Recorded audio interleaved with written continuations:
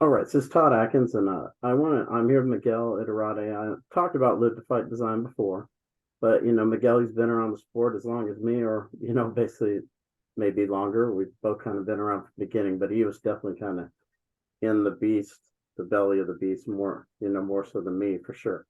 And I want to give him a chance because he wanted to kind of talk about Live to Fight Design and kind of about how some of these entities are no longer around because of the sport and how the sport has gone. So I'm gonna give Miguel a chance to talk about Live to Fight Design and some of the history of uh, entities like this that are still trying to fight in this way. Yeah, when I was Bulldog Matchmaker and I was in the belly of the beast, as you say, I was a Todd Atkins fan because the stuff that you've always done has always been on the edge, and you're a good man that has always looked out for the sport. So that's why I wanted to take a second for Live to Fight.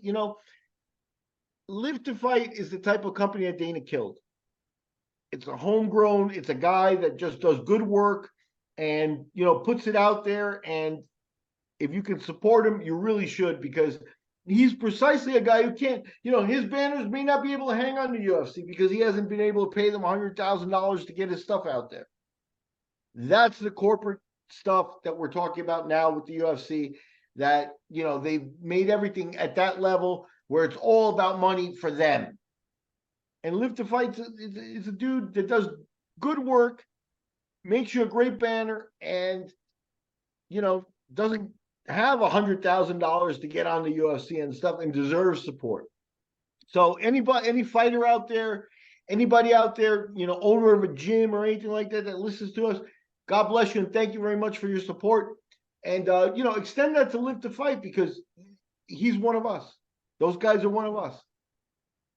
Yeah, and he was the first guy who came to me and said he wanted to kind of try to support our what we were doing. So yeah, I appreciate Live to Fight Design a great deal, and Miguel's kind of experience with the sport, different sponsors that used to be able to support fighters cannot anymore because of how corporate promotions have become. So Yeah, yeah.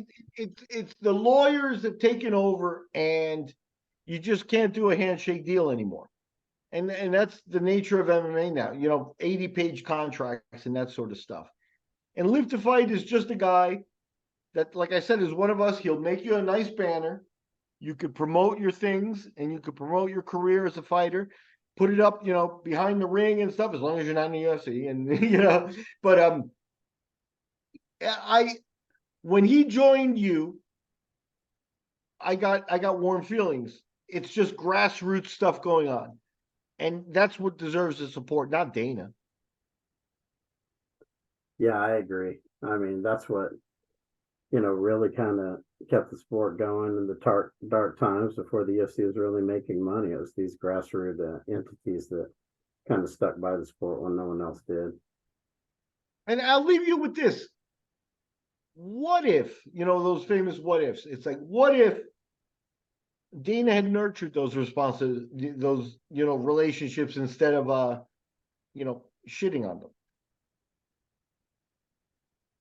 We Yeah, we might be in a smaller sport, but we might be in a sport that everybody can feel good about. And right now there are lawsuits at a high level, and the lawyers are making all the money. The lawyers for the UFC and everybody, those guys, it's just really a broken situation, and the cause of it is Dana and the Fertitas, in that they played the game, executing everybody like Live to Fight. And I would say that nurturing a company like Live to Fight is what most people's instinct would be, and most fans' instinct would be, most fighters. If you're a fighter looking for fights and still like that, and there's a guy making banners and stuff like that, that's how the sport grew.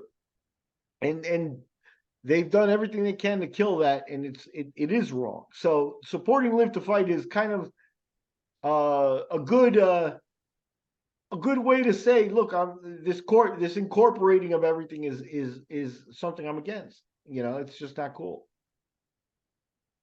yeah, I definitely agree. And as always, I appreciate you taking the time to kind of add your insight. And for everyone that wants to check out Live to Fight, you can see my codes there, Todd Atkins, and you get $20 off your order.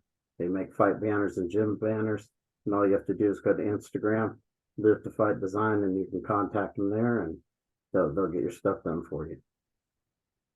Yeah, and I've seen some of the banners. It's like you'll get everything you pay for. It's quality work and stuff like that. And that's at the end of the day, everything everybody wants. And it's become something completely different, MMA and the sport and stuff. So, like I said, a call supporting Todd, supporting Live to Fight. We're right back to the grassroots the way it was in the 90s. And I'm more comfortable here. Fuck it. Hell yeah. For sure. That's I never thought of that, but it's a good way to look at it. We're the show for the hardcores, Yeah, if I ever got 1 million views on something, I might go dancing in the streets. You know what I mean? It's like, but do 1 million people need to listen to what we say? I think, we're not that stupid. We're not that stupid. Not our content's not as bad as the hits that we get. We really, really, are doing this for the love because there's no other reason to do it. That's right. Well, as always, Miguel, it's great to talk with you, and everybody again that supports our show. We appreciate it greatly, and please support our sponsor, Live to Fight Design. Until next time, take care.